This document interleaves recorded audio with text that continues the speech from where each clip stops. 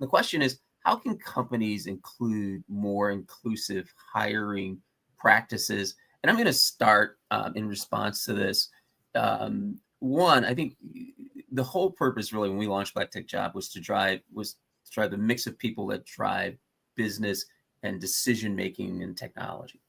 And I think the challenge has been the biggest investment in the underserved communities have been in young people and children. And where the greatest real need is in adults and the force multipliers. So people who show up, deliver value on day one without a training program, who either are or become managers, directors, vice presidents, CIOs, and CTOs.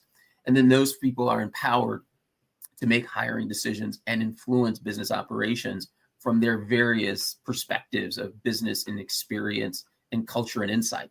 And so I think if you only staff your team with your buddies, your cousins, your neighbors, your friends, eventually you'll get what I call, and feel free to use this, but always, quote it from me, what we call the Family Feud effect. Ryan and I have talked about this. And that's when someone presents an answer that isn't a great answer.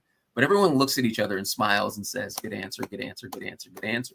And there are many, many, many, if you look at the last 5 years of technology, of consumer-based products that have gone to the market that have been less than successful and not purchased at scale at all and probably gone away, and most people wouldn't remember the name of it if you mentioned it, that's a product of that.